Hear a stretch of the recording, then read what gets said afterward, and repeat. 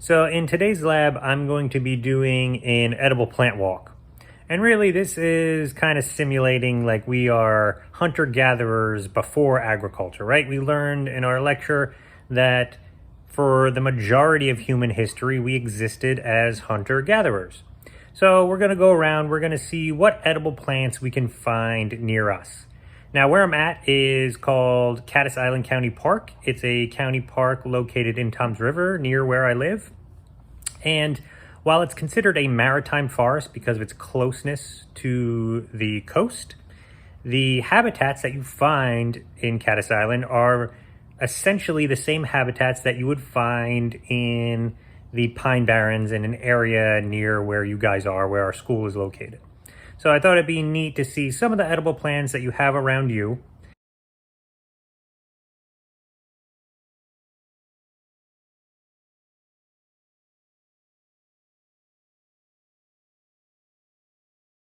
Okay, so here we have cattail, right? This is cattail. This is referred to as the supermarket of the swamp because it has so many different edible parts, and those different parts can be eaten at different times of the year. So this reproduces by seed and vegetatively through underground stems called rhizomes. So underneath there, we're actually going to dig one of these up. We'll be able to see these rhizomes, and in the springtime, from those rhizomes will be new shoots that pop up. Well, you can harvest those new shoots, and they're kind of like asparagus. These things produce flower. Let's see if we can, here we go. So if you come over here, in the spring, these produce a stalk that you see like that. And it's actually two parts. This lower part is the female flowers that are all clustered together. And there's a stalk up on the top here that we just have the remnants of that are all the male flowers.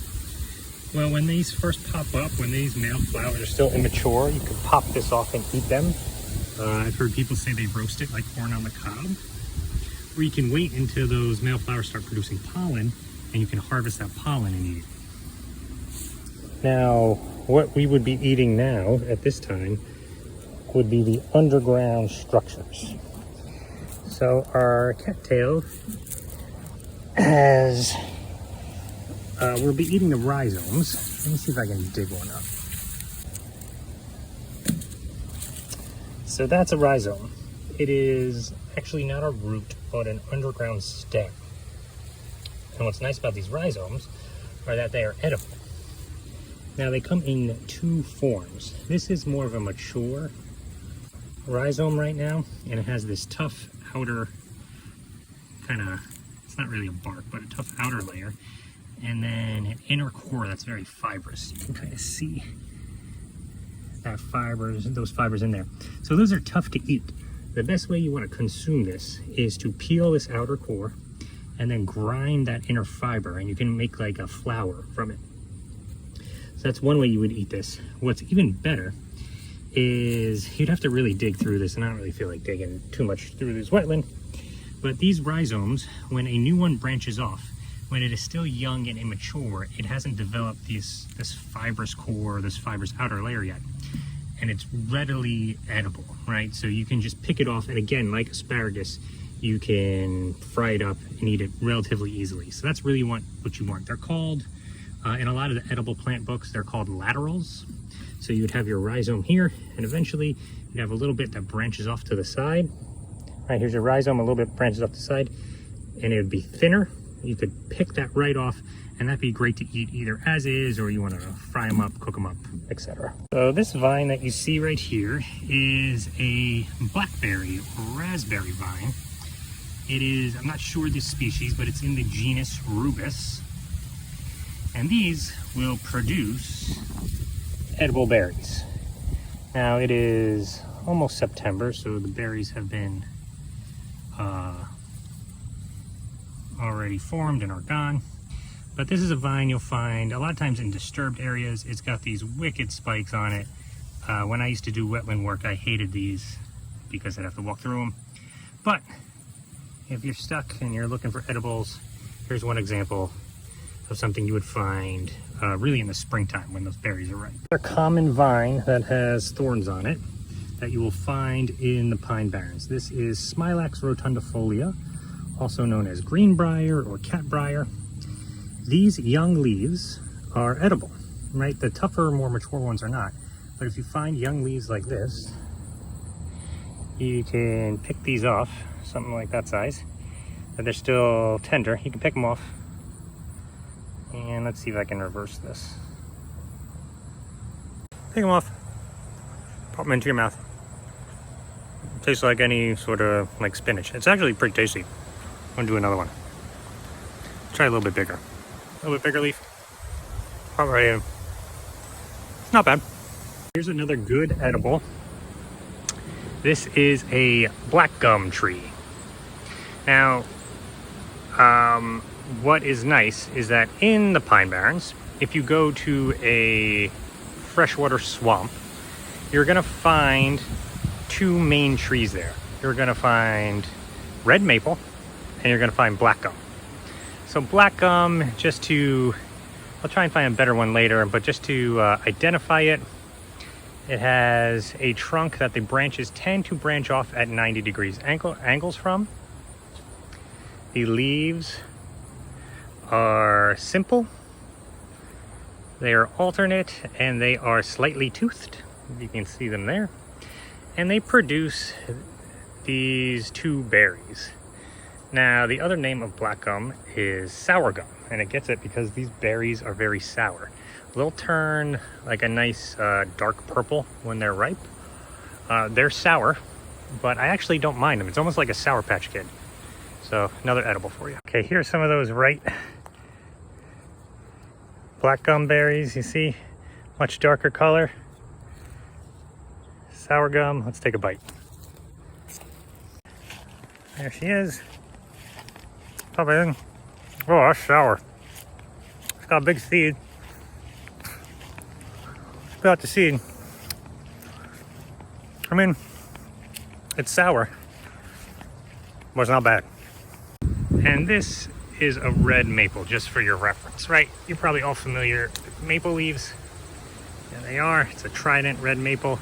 Very, very common tree that you're going to find in a forested wetland area in South Jersey. Okay, here's another edible plant. These are smartweeds. So smartweeds there's a whole number of different species. How you identify them is that they branch at nodes. So if you look here, this little thing, at each node, which is where a point where there's another leaf or a stem, it branches off. So if that would, so you can kind of see it. They got these thick nodes and it kind of wiggles that stem like that. That's how you identify smartweeds. All smartweeds are edible. This one is likely a lady's thumb, so you can take these leaves and eat them.